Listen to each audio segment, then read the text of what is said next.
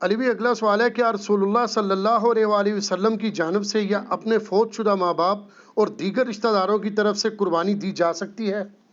دیکھیں جی، قربانی کے دنوں میں چند کرٹیکل کوسچن جو ہیں ان میں سے ایک یہ کوسچن بھی ہے۔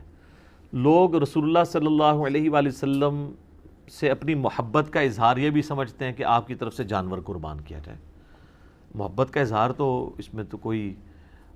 بری چیز نہیں ہے، بلکہ یہ تو ہمارے ایمان کا حصہ ہے، لیکن وہ چیز مشروع بھی ہو۔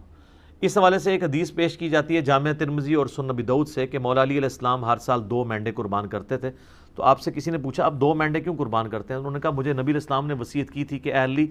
میرے بعد بھی تم نے 1 مینڈا میری طرف سے قربان کرنا ہے۔ تو ایک میں اپنا کرتا ہوں، ایک نبی علیہ السلام کی طرف سے کرتا ہوں۔ اب یہ روایت جو ہے نا جی، یہ کمزور ہے، اس میں شریک القاضی مدلس ہیں اور ان سے روایت کر رہے ہیں، سما کی تصریح نہیں ہے۔ امام ترمذی نے اس حدیث کو لیا ہے لیکن اس پہ جرح کوئی نہیں کیا ہے، لیکن ساتھ ہی انہوں نے عبداللہ بن مبارک کا قول نقل کیا ہے کہ میت کی طرف سے قربانی درست نہیں ہے، اور اگر کوئی قربانی کرے گا تو وہ صدقہ شمار ہوگی، جس طرح کہ میت کی طرف سے آپ صدقہ اور خیرات تو کر سکتے ہیں نا، میت کو تو ثواب پہنچتا ہے صدقہ اور خیرات کا۔ مسئلہ 74 میرا اصالہ ثواب کے اوپر ریکارڈڈ موجود ہے۔ اور پھر عبداللہ بن عمر فرماتے ہیں کہ جو میت کی طرف سے قربانی کی جائے گی نا، پھر وہ چونکہ صدقہ ہے میت کی طرف سے، وہ سارے کا سارا اللہ کی راہ میں خرچ کرنا ہوگا۔ اور پھر اس میں امپلائڈ ہے کہ پھر گائے میں حصہ نہیں ڈال سکتا، وہ پورا بکرا ہی میت کی طرف سے دینا ہوگا، اور بیسیکلی وہ قربانی نہیں ہو رہی ہوگی بلکہ وہ صدقہ ہو رہا ہوگا، اور وہ آپ خود نہیں کھا سکتے، اصالہ ثواب کے لیے ہو رہا ہوگا۔ باقی جو لوگ اب اس معاملے میں اجتہاداً کہتے ہیں کہ میت کی طرف سے قربانی ہو سکتی ہے اور نبی علیہ السلام کی طرف سے بھی ہو سکتی ہے، اس کی دلیل وہ پکڑتے ہیں وہ مسلم کی حدیث سے کہ نبی علیہ السلام نے جب چتکبرے مینڈے قربان کیے تو آپ نے الفاظ استعمال کیے، اللہم تقبل من محمد و آل محمد و امت محمد، کہ اے اللہ اسے قبول کر لے محمد صلی اللہ علیہ وآلہ وسلم کی طرف سے، ان کی آل کی طرف سے اور ان کی امت کی طرف سے۔ تو یہ تو نبی علیہ السلام کی خصوصیت تھی، کیونکہ النبی اولیٰ بالمؤمنین من انفسہم وازواجہم امہاتہم، نبی صلی اللہ علیہ وآلہ وسلم مومنین کی جانوں پر اس سے بڑھ کر حق رکھتے ہیں، اور مومنین کی مائیں ہیں ان کی بیویاں جو ہیں نبی علیہ السلام کی۔ اس کانٹیکس میں ایک حدیث بخاری مسلم میں ہے کہ جب اللہ تعالیٰ نے نبی علیہ السلام کو وسعت دی تو جب کبھی کوئی مقروض کا جنازہ لایا جاتا تھا نا، تو اس وسعت سے پہلے تو آپ کہتے تھے کہ جب تک اس کا قرضہ نہیں اترتا میں جنازہ نہیں پڑھاؤں گا، اور جب مقروض کا جنازہ وسعت کے بعد آتا تو آپ فرماتے ہیں کہ قرآن میں آیت ہے النبی اولیٰ بالمؤمنین من انفسہم وازواجہ امہاتہم، تو میں سب سے زیادہ حقدار ہوں کہ میں اس کا قرض اتاروں۔ یعنی آپ علیہ السلام نے یعنی خالی اس رشتے کو اویل نہیں کیا۔ یہاں تو پیری مریدی میں لوگ کیا کرتے ہیں کہ وہ پیر کہتا ہے کہ مرید میرے لیے قربانی کرے کیونکہ میرا اس کی جان سے بڑھ کے اس پہ حق ہے، رسول اللہ کا تو واقعی ہم پہ ہماری جان سے بڑھ کر حق ہے، اور حضور کہہ رہے ہیں حق تو میرا ہے اس کے اوپر، لیکن جب اس پہ اس طرح کا وقت آیا تو میں اس کے روحانی باپ کی حیثیت سے اس کا قرضہ خود اتاروں گا۔ روحانی باپ تو ہے نا امت کے۔ صلاۃ بر محمد وآل محمد، اللہم صلی علی محمد وعلی آل محمد۔ تو اس حدیث کے تحت لوگ کہتے ہیں کہ جی وہ جو نبی علیہ السلام نے کہا کہ میری طرف سے اور میرے گھر والوں کی طرف سے، آل کی طرف سے، امت کی طرف سے، تو کہتے ہیں پھر امت بھی اگر حضور کی طرف سے کر دے تو پھر میں یہ کہوں گا کہ یہ پھر مسئلہ اجتہادی ہے۔ ضعیف احادیث بھی اس کو سپورٹیو ہے، اگر کوئی دینا چاہتا ہے ضرور دے، لیکن گائے میں نہ حصہ ڈالے، اللہ سے ایک بکرا دینا چاہتا ہے ضرور دے۔ اور پھر جس طرح ابن مبارک نے فرمایا، عبداللہ ابن مبارک نے امام حنیفہ کے شاگرد ہیں، امام حنیفہ کے شاگردوں میں سے ہیں اور امام بخاری کے دادا استادوں میں سے، کہ پھر اس طرح کا گوشت خیرات کیا جائے گا۔ باقی یہ ہماری جذباتی ایفیلیشن ہے۔ مجھے بتائیں کہ رسول اللہ صلی اللہ علیہ وآلہ وسلم اس کام سے خوش ہوں گے جو انہوں نے امت کے ذمہ لگایا ہے کہ امت کرے، یا اس کام سے خوش ہوں گے جو امت کے ذمہ لگائے نہیں ہے اور امت دھونس اور زبردستی کے ساتھ اتری ہوئی ہے؟ چلیں اگر آپ مولا علی والی حدیث سے پلی لیتے ہیں، وہ تو مولا علی کی ڈیوٹی لگائی نا، حضور نے امت کو تو نہیں کہا میرے بعد میرے نام کے کرتے رہنا۔ پھر بھی آپ اگر ان الفاظ پہ بھی جائیں گے تو وہ مولا علی کے لیے۔ اچھا اب آ جائیں یہاں پر، اگر آپ کہیں عام امتی، تو عام امتی کے ذمہ جو کام ہے نا سر، وہ سورۃ الاعراف آپ پڑھ کے دیکھیں، میں نے پہلے بھی کئی دفعہ یہ چیز بیان کی ہے، میں آج پھر بیان کر دیتا ہوں۔ نبی علیہ السلام کا جہاں پہ ذکر خیر آیا نا کہ اگلی کتابوں میں آپ کا ذکر ہے، 157 نمبر آیت ہے اللہ تعالیٰ نے فرمایا اعوذ باللہ من الشیطان الرجیم الذین یتبعون الرسول النبی الامی الذی یجدونہ مکتوبا عندہم فی التوراۃ والانجیل، یہ اس نبی امی کی پیروی کر رہے ہیں جس کا ذکر لکھا ہوا پاتے ہیں اپنے پاس تورات اور انجیل کے اندر، یأمرہم بالمعروف وینہاہم عن المنکر، جو کہ انہیں نیکی کا حکم دیتے ہیں، ان کو برائی سے روکتے ہیں، وَيُحِلُّ لَهُمُ الطَّيِّبَاتِ، اور حلال کر چیزیں ان پر پاکیزہ چیزیں حلال کرتے ہیں، وَيُحَرِّمُ عَلَيْهِمُ الْخَبَائِثَ، اور جو خبیث گندی چیزیں ہیں وہ ان پر حرام کرتے ہیں اللہ کے اذن سے، وَيَضَعُ عَنْهُمْ إِسْرَهُمْ، اور ان پر جو بوجھ تھا وہ ان سے دور کرتے ہیں۔ ظاہر شریعت کی پابندیاں بوجھ نہیں ہوتی ہیں، بلکہ شریعت کی وجہ سے جو خام خواہ کے بوجھ آپ پہ ڈلے ہوتے ہیں وہ اتر جاتے ہیں۔ والاغلال التي كانت عليهم، اور جو ان کے گردنوں میں توق پڑے تھے وہ ان سے دور کرتے ہیں۔ خام خواہ کے ایک ان کی روایتیں چل رہی تھیں، جس طرح یہاں بھی آپ دیکھ لیں، جو ایک اللہ کا ہوتا ہے وہ پھر کسی بابے سے نہیں ڈرتا، اور جو اللہ کا نہیں ہوتا وہ جو قبر دیکھتا ہے، جو جھنڈا دیکھتا ہے اس کے آگے، یہ ڈرائیوروں کو آپ دیکھیں نا، راستے میں جتنے مزار ہیں نا دور سے یوں کرتے جاتے ہیں، یہ ان کی گردنوں میں توق ہے نا، اتنے ڈرے ہوئے ہیں، دور دور سے یوں کر رہے ہوتے ہیں۔ تو نبی علیہ السلام نے سب جھوٹے خداؤں کو سائڈ پہ کر کے ایک خدا کا تعارف کروایا، اور ہم نے آپ کو سارے جھوٹے بابوں سے ہٹا کے رسول اللہ کے قدموں تک پہنچایا۔ ما ضل صاحبکم وما غوا صلی اللہ علیہ وآلہ وسلم۔ پھر اللہ تعالیٰ فرماتا ہے فالذین آمنوا بہ، پس جو لوگ ان پر ایمان لائے، وعزروہ ونصروہ، اور ان کی عزت کی اور ان کی مدد کی، واتبعوا النور الذی انزل معہ، اور پیروی کی اس نور کی یعنی قرآن کی جو ان کے ساتھ نازل ہوا، اولئک هم المفلحون، ایسے ہی لوگ ہیں جو فلاح پا گئے۔ تو اللہ تعالیٰ فرما رہا ہے کہ رسول اللہ صلی اللہ علیہ وآلہ وسلم کے ساتھ محبت کا تقاضا یہ ہے کہ آپ ان پر ایمان لاؤ، قرآن کی پیروی کرو، اور رسول اللہ کی اس کاز میں جس کاز کے لیے وہ دنیا میں آئے ان کی مدد کرو۔ آج بھی رسول اللہ کی آپ نے مدد کرنی ہے، یعنی ان کے دین کی مدد کرنی ہے۔ یہ یعنی رسول اللہ صلی اللہ علیہ وسلم ہمارے محتاج نہیں ہے، لیکن جو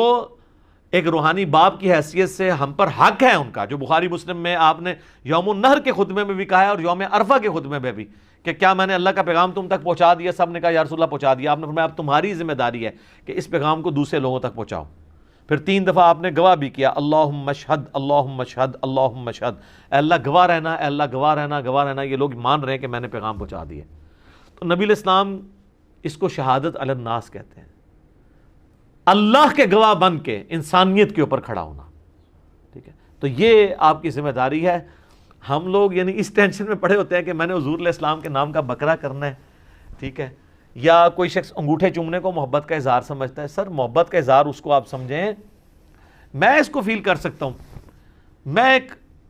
ادنا سا انسان ہوں، مجھے میرے ساتھ جو لوگ اٹیچ ہیں،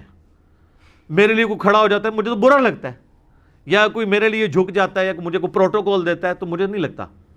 اچھا، نہیں لگتا مجھے اچھا وہ بندہ لگ رہا ہوتا ہے کہ جو ہم نے یہ دعوت توحید اور سنت کی دعوت بلند کی ہے اس کے لیے قربانیاں دے رہے ہیں۔ یہ میں اس چیز کو سمجھ سکتا ہوں، ایک چھوٹے سے لیول پہ کام کرنے والا، اور میں اس کو فورس ہی کر سکتا ہوں کہ وہ جو شخص ہماری اس دعوت میں ہمیں سپورٹ نہیں کر رہا اور صرف جو ہے وہ آگے پیچھے پھرنے کے چکروں میں ہے، تو مجھے تو وہ کچھ بھی کنٹریبیوٹ نہیں کر رہا۔ میرا بازو تو وہ بنا ہوا ہے کہ جو ہم کاز کے لیے اٹھے ہیں اس میں مجھے سپورٹ کرے، تو اس کو مجھے یہ کہنے کی ضرورت نہیں پڑے گی کہ علی بھائی میرے لیے دعا کریں، میرے اندر سے اس کے لیے دعائیں نکل رہی ہوں گی۔ سیدھی سی بات ہے۔ اب جو لوگ بھی سوشل میڈیا پہ ہماری اس دعوت کو عام کر رہے ہیں، میں نے کئی لوگوں کو دیکھا تک نہیں ہے، لیکن میرے دل سے دعا، کوئی اچھا کلپ کسی نے اچھا تھمبنیل بنایا، میں اس کے لیے دعا میرے دل سے نکلتی، یار یہ اس کاز میں ہمیں سپورٹ کر رہا ہے۔ تو رسول اللہ صلی اللہ علیہ وآلہ وسلم کے تو ذمے اتنی بڑی ذمہ داری اللہ نے لگائی ہے، وَمَا أَرْسَلْنَاكَ إِلَّا كَافَّةً لِلنَّاسِ بَشِيرًا وَنَذِيرًا، پوری انسانیت کے لیے آپ کو ڈر سنانے والا اور خوشخبری سنانے والا بنا کے بھیجا گیا۔ تو آپ علیہ السلام کی تو خوشی اس میں ہوگی کہ آپ کے ہم میسج کو آگے لے کے چلیں، نہ کہ قربانی کے دنوں میں ہم اس چکر میں پڑ دیں کہ نبی علیہ السلام کے نام کا بکرا کرنا ہے نہیں کرنا۔ کئی لوگ تو ایسے ہیں جو کہتے ہیں ہمارے پاس ایک ہی بکرے کے پیسے تھے تو ہم نے نبی علیہ السلام کے نام کا کر دیا، اپنا کیا ہی نہیں ہے۔ یہ کون سی شریعت میں عمل ہو رہا ہے؟ تو رسول اللہ صلی اللہ علیہ وآلہ وسلم اس عمل سے خوش ہوں گے جو آپ چاہتے ہیں آپ سے۔ آپ کی عزت کا کوئی بھی معیار جو آپ نے رکھا ہے وہ قابل قبول ہوگا، اور جو آپ صلی اللہ علیہ وآلہ وسلم نے نہیں رکھا وہ مردود بھی ہو سکتا ہے، قابل قبول بھی ہو سکتا ہے،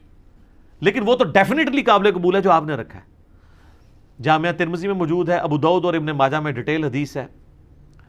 اور اس حدیث کے اندر شریک القاضی مدلس ہیں، لیکن سما کی تصریح سنن کبریٰ البیہقی میں موجود ہے کہ ایک صحابی قیس بن سعد کہتے ہیں میں کوفے کے پاس ہیرا نامی شہر میں گیا تو میں نے دیکھا لوگ اپنے سردار کو سجدہ کرتے ہیں، تو جب میں مدینہ سے واپس آیا تو میں نے حضور علیہ السلام کو سجدہ کیا، آپ نے فرمایا سر اٹھا، یہ کیا کر رہا ہے؟ جب میں فوت ہو جاؤں گا تم میری قبر سے گزرو گے تو کیا اس پہ بھی سجدہ کرو گے؟ ان کا نہیں یا رسول اللہ۔ تو آپ فرمایا پھر مجھے بھی سجدہ کیوں کر رہے ہو؟ اگر میں سجدہ جائز سمجھتا تو بیویوں سے کہتا اپنے خامدوں کو سجدہ کریں اس حق کے سبب جو اللہ نے ان کو دیا ہے۔ تو نبی صلی اللہ علیہ وآلہ وسلم نے اپنی عزت اور تعظیم کا وہ راستہ جو شرکی کیٹیگری میں فال کر سکتا تھا یا آپ کی تعلیمات کے خلاف تھا، اس کو سائڈ پہ کر کے آپ نے کہا یہ کام ہے کرنے کا۔ آپ دیکھیں کئی صحابہ ہیں جو حضور کی وفات کے وقت وہاں موجود نہیں تھے، وہ بڑی دردناک حدیث ہے۔ معاذ بن جبل کو جب حضور علیہ السلام نے یمن کا گورنر بنا کے بھیجا تو آپ جو ہے وہ گھوڑے کے ساتھ پیدل چل رہے تھے اور چھوڑنے آئے، اور آپ نے پھر فرمایا تھا کہ ہو سکتا ہے معاذ اب اگلی دفعہ آؤ تو تم میری قبر پہ آؤ، تو انہوں نے کہا یا رسول اللہ میں تو میں آپ کا آخری دیدار بھی نہیں کر سکوں گا۔ سر پوری زندگی انہوں نے قربانیاں ساتھ دی تھی، وہ تو زیادہ حقدار تھے کہ وہ حضور کے ساتھ، لیکن ان کو پتا تھا یار حضور کی کاز کے لیے ہم جا رہے ہیں۔ حجۃ الوداع کے موقع پر صحابہ کرام نکلے ہیں تو پھر جناب لوگوں کو پتہ نہیں کہاں کہاں انہوں نے پیغام پہنچایا ہے۔ جو قادسیہ یرموک لڑنے کے لیے گئے ہیں وہ تو اپنی لائف کنکلوڈ کر کے گئے ہیں نا، کتنے لوگ شہید بھی ہو گئے وہاں پہ۔ تو یہ آپ حضور کے نام کے جانور دینے کی بجائے نا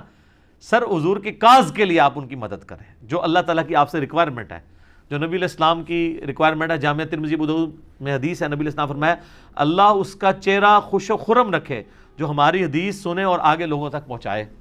حضور دعائیں دے کے گئے ہیں ان لوگوں کو جو آپ کا پیغام لوگوں تک پہنچا رہے ہیں، ٹھیک ہے۔ اور پھر حجۃ الوداع پہ آپ کی تلقین،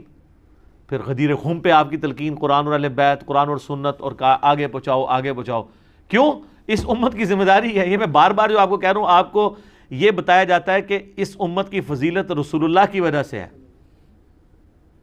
حالانکہ اس کو ڈیپ ڈنگ کرے تو یہ اس امت کی فضیلت رسول اللہ صلی اللہ علیہ وآلہ وسلم کے خاتم النبیین ہونے کی وجہ سے ہے،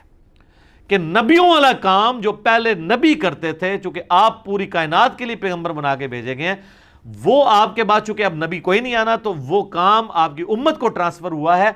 اس کام کے ٹرانسفر ہونے کی وجہ سے یہ امت افضل ہے، صرف چھڑا حضور علیہ السلام کا نام لگانے کی وجہ سے نہیں۔ اور اگر آپ یہ کہیں میرا اجتہاد ہے تو میں آپ کو قرآن کی آیت پیش کروں گا، کنتم خیر امۃ اخرجت للناس تأمرون بالمعروف وتنہون عن المنکر وتؤمنون باللہ، تم بہترین امت ہو جو لوگوں کے نفع کے لیے نکالے گئے ہو، لوگوں کو اللہ کی طرف بلاتے ہو، یعنی لوگوں کو نیکی کی طرف بلاتے ہو، برائی سے روکتے ہو اور اللہ پر ایمان لاتے ہو۔ ایمان تیسرے نمبر پہ ذکر ہوا ہے کہ ایمان سچا اس کا ہے جو لوگوں کو اللہ کی طرف بلائے، نیکی کے کاموں کی طرف برائے، برائی سے روکے۔ تو نبی علیہ السلام کا منصب تو یہ تھا، اور آپ کی مدد آپ نے اس طریقے سے کرنی ہے۔ یہ حضرت عیسیٰ علیہ السلام اپنے ساتھیوں سے جب کہہ رہے ہیں من انصاری اللہ، تو کوئی مطلب نعوذ باللہ من ذالک کو دنیاوی طور پہ کوئی فوڈ چین کھولنے کے لیے تو نہیں وہ کہہ رہے تھے، دین کے مدد کے لیے۔ تو حواری قال الحواریون نحن انصار اللہ، ہم جو ہیں وہ اللہ کے مددگار، اس کے دین کے مددگار ہیں۔ تو رسول اللہ کے نام کے بکرے قربان کرنے کی بجائے نا آپ دین میں ان کے لیے مدد کریں اور اس دین کے پیغام کو پہنچائیں، یہ ہے کام کرنے والا۔ تو باقی ساری چیزیں تو ثانوی ہیں۔ باقی آپ اصالہ ثواب کے اوپر مسئلہ 74 میرا دیکھ لیں، 10 لاکھ سے زیادہ لوگ وہ یوٹیوب پہ ویڈیو دیکھ چکے ہیں، بلکہ 1.2 یا 1.3 ملین کے قریب لوگ دیکھ چکے ہیں۔ اس میں نے اصالہ ثواب کی ساری شکلیں بیان کی ہیں، تو اس کیٹیگری میں یہ ضرور فال کرے گا۔ قربانی والا مسئلہ جو ہے وہ مختلف ہے، باقی وہ جو حدیثوں سے سہارا لیتے ہیں وہ روایتیں کمزور ہیں، اور پھر زیادہ سے زیادہ مولا علی کی خصوصیت ہوگی، اور باقی رہا رسول اللہ کا کہنا کہ محمد آل محمد اور امت محمد کی طرف سے قبول کر، تو یہ نبی علیہ السلام کی خصوصیت ہے۔ ورنہ تو آپ بھی جب پھر قربانی کریں تو آپ بھی کیا پھر یہ ساتھ کہیں گے کہ میری طرف سے، میرے گھر والوں کی طرف سے، رسول اللہ کی طرف سے اور پوری امت کی طرف سے قبول کر، لہٰذا پوری امت میں کرنے کی ضرورت ہی نہیں ہے، ٹھیک ہے، اس طرح تو نہیں ہے۔ تو اس جو خصوصیت والی چیز ہے اس کو اس طریقے سے دیکھنے کی ضرورت ہے، ٹھیک ہو گیا۔ جزاکم اللہ۔